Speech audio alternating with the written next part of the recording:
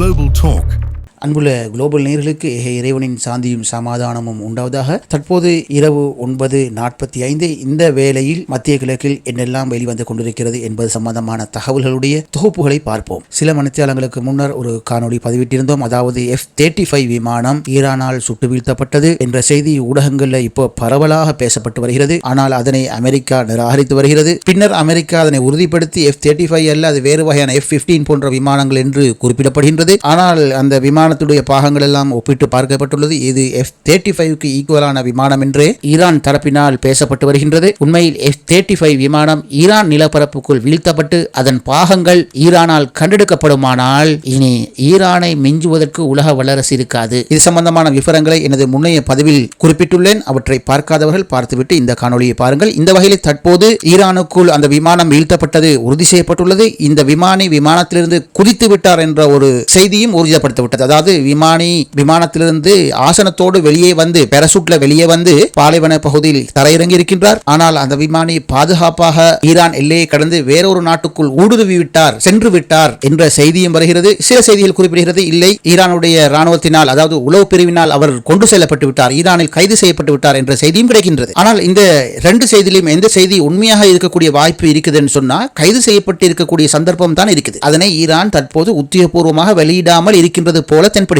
என்று சொன்னா அமெரிக்காவுடைய சில ஹெலிகாப்டர்கள் ஈரானுடைய ராணுவத்துடைய அதிக கட்டுப்பாடு இல்லாத பகுதியில், அதாவது ஈரானுடைய தென்கிழக்கு எல்லை பகுதிக்கு அருகாமையில் அமெரிக்காவுடைய உளவு ஹெலிகாப்டர்கள் மற்றும் ட்ரோன்கள் தேடுதல் பணியில் ஈடுபட்டிருக்கும் காட்சியை ஈரானில் உள்ள கிராமிய மக்கள் தங்களுடைய கையடக்க தொலைபேசியில் பதிவு செய்துள்ளார்கள். ஆனால் அந்த தேடுதல் பணி ஃபெயிலியர் ஆகிவிட்டதுன்னு சொல்லி இப்போது செய்தி கிடைக்கின்றது. இதே வகையில் இன்னொரு செய்தி கிடைக்கின்றது. அந்த விமானி பைலட்டை யாராவது ஈரானுக்குள்ள கண்டுபிடித்தால் அல்லது அவர் இருக்கிற இடத்தை நீங்க ஊர்ஜிதம் செய்தா இந்த தகவலை ஈரானுடைய காவல்துறைக்கு நீங்க மிக சரியாக அறிய கொடுத்தால் ஈரானுடைய காவல்துறை உங்களுக்கு சன்மானங்கள் பணம் வழங்க தயாராக உள்ளது என்று ஈரானிய காவல்துறை அறிவித்ததாகவும் செய்தி வருகிறது. இந்த வகையில் விமானி ஈரானுடைய எல்லையை விட்டு தாண்டி சென்று விட்டார் என்று பார்த்தால், ஆனால் அமெரிக்காவுடைய ஹெலிகாப்டர்கள் தேடுதல் நடவடிக்கை செய்தது, அது ஃபெயிலியர் என்று செய்திகள் வந்துள்ளது. அதே நேரத்தில் ஈரான் ராணுவம் கைது செய்தது என்ற ஒரு செய்தி வருகிறது. அதே நேரத்தில் ஈரான் ராணுவம் கைது செய்யவில்லை, அவரை காணவில்லை, கண்டால் அறிவியுங்கள், அறிவித்தால் உங்களுக்கு பணம் தருவோம் என்று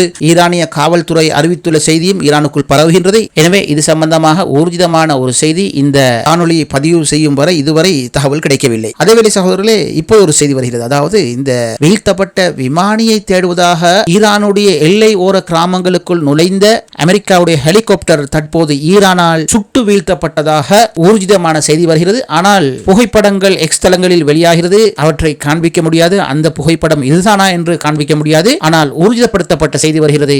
இவ்வாறு தேடுதல் நடத்திய இந்த ஹெலிகாப்டர் ஈரானால் சுட்டு வீழ்த்தப்பட்ட என்ற செய்தி ஊர்ஜிதமாக கிடைக்கின்றது. உண்மையிலேயே அமெரிக்கா இந்த விமானியை தான் தேடினார்களா அல்லது எவருடைய கையிலையும் எந்த சந்தர்ப்பத்திலையும் மாட்டிக்கொள்ளக்கூடாது என்கிற F-35 விமானத்துடைய பாகங்கள் மீது தாக்குதல் செய்து மேலும் அவற்றை சிதைவடைய செய்ய வந்தார்களா என்பது தெளிவில்லை. ஆனால் தேடுதல் நடத்திய அந்த உலங்கு வானூர்தி ஹெலிகாப்டர் சுட்டு வீழ்த்தப்பட்டதாக இந்த செய்தி உறுதிப்படுத்தப்படுகிறது. அடுத்த செய்தியாக உங்களுக்கு தெரியும், தற்போது ஈராக்குடைய ராணுவம் ஈரானோடு உத்தியோகபூர்வமாக போருக்கு சேர்ந்து விட்டோம் என்று அறிவித்திருக்கின்ற வேளை, அதனைத் தொடர்ந்து ஈராக்குக்கு அடுத்த நாடான சிரியாவில் பல்வேறு போராளி குழுக்கள் மற்றும் ராணுவ தரப்பில் காணப்படும், அதாவது தற்போதைய சிரியாவில் பஷருல் ஆசாதுடைய ஆட்சி கவிழ்க்கப்பட்டு அகமது அல் சாராவோடு சேர்ந்துள்ள இடைக்கால அரசாங்கம் என்ற பெயரில் இயங்கும் ராணுவத்தில் பகுதி அளவானவர்கள் ஈரானுக்கு ஆதரவாக அமெரிக்காவுக்கு எதிராக பேசும் காணொளிகள் சமூக வலைத்தளங்களில் வைரலாகி வருகின்றது. அதாவது சிரியாவை சேர்ந்த இந்த போராட்ட குழுக்களுடைய நோக்கம் மஸ்ஜிதுல் அக்ஸாவை மீட்டெடுப்பதற்காக இஸ்ரேலுக்கு எதிராக தாங்கள் ஒன்றுபட்டுள்ளோம் என்று பகிரங்கமாக ராணுவ சீருடையிலிருந்து பேசும் காணொளிகள் வெளியாகியிருக்கின்ற ஒரு சந்தர்ப்பத்தில், மறுபக்கம் ராணுவத்தினர் அல்லாத சிரியாவில் உள்ள பொதுமக்கள் பலர் பாலஸ்தீன காசா விடுதலைக்காக ஆயுத ரீதியாக இஸ்ரேலுக்கு எதிராக போராடப் போவதாக காணொளிகளை வெளியிட்டுள்ளனர். இந்த காணொளிகள் அதிகமாக எக்ஸ் தளங்களில் வெளிவந்துள்ளது குறிப்பிடத்தக்கது. இந்த வகையிலே சகோதரர்களே, உங்களுக்கு தெரியும் இப்போது ஈரானுக்கு அடுத்த நாடாக ஈராக்கும் தற்போது ஈரான் பக்கம் சென்றுவிட்டது. ஆகவே ஈரானுக்கு இலகுவாக ஈராக்கின் நிலப்பரப்புக்குள் நுழையலாம். அதற்கு அடுத்தபடியாக சிரியா இருந்தது. சிரியா பஷருல் ஆசாத் ஆட்சி கவிழ்க்கப்பட்டு இப்போது அகமது சாரா என்பவர் ஆட்சி செய்து வருகிறார். இவர் அமெரிக்கா, இஸ்ரேல் மற்றும் துருக்கிய ஆதரவோடு தான் பஷருல் ஆசாதுடைய ஆட்சியை கவிழ்த்தி சன்னி முஸ்லிம்களுடைய ஆட்சியை சிரியாவில் ஏற்படுத்தியதாக குறிப்பிடப்படுகின்றது. இவர் இதற்கு முன் பயங்கரவாத அமைப்பு ISIS ஓடு தொடர்புபட்டவர். பின்னர் அதிலிருந்து வெளியே வந்து டொனால்ட் ட்ரம்போடு நெருக்கமாக செயற்படும் காட்சிகள் எல்லாம் வெளிவந்துள்ளது. ஆனால் இப்போது அண்மையில் அகமது சாராவை பற்றி இஸ்ரேல் தரப்பில், குறிப்பாக இஸ்ரேலுடைய சர்ச்சைக்குரிய அரசியல்வாதி என்று சொல்லப்படக்கூடிய இத்தாமர் பென்கிவிர் சொல்றார், அகமது சாராவை நாங்கள் கொலை செய்வோம் என்றவாறு பேசிய செய்திகள் எல்லாம் வெளியாகி இருந்தது. ஆரம்பத்தில் இப்படியான ஒரு காணொலி வெளிவந்த போது பலராலும் நம்ப முடியாமல் இருந்தது. காரணம், இந்த அகமது சாரா இஸ்ரேல், அமெரிக்கா போன்ற நாட்டோடு ஒரு தொடர்பு பட்டவராகத்தான் இருந்தார். ஆனால் அதனைத் தொடர்ந்து, அதாவது பென்கிவிர் இப்படியான ஒரு விஷயத்தை வெளிப்படுத்திய பிறகு அண்மையில் சிரியாவுடைய இடைக்கால ஜனாதிபதி என்று சொல்லப்படக்கூடிய அகமது சாரா உத்தியோகபூர்வ விஜயமாக லண்டனுக்கு செல்கின்றார். அங்கு லண்டனில் போய் பிரித்தானிய பிரதமர் கெய்ர் ஸ்டமரை சந்தித்து இவ்வாறு குறிப்பிடுகிறார், நாங்க இஸ்ரேலோடு நெருக்கமாக ஒரு சமாதான முறையிலான சமச்சீரான தொடர்பை ஏற்படுத்தத்தான் விரும்பினோம். சிரியாவுக்குள் எந்த பிரச்சனையும் வரக்கூடாது என்பதற்காக நேர்மையான தொடர்பு ஒன்றை நாங்கள் அண்டைய நாடான பெஞ்சமின் நெத்தனியாகு அவர்களோடு ஏற்படுத்த விரும்பினோம். ஆனால் இஸ்ரேல் இறுதி வரைக்கும் எமது உறவை சமச்சீரான முறையில் ஏற்றுக்கொள்ளவில்லை என்றவாறு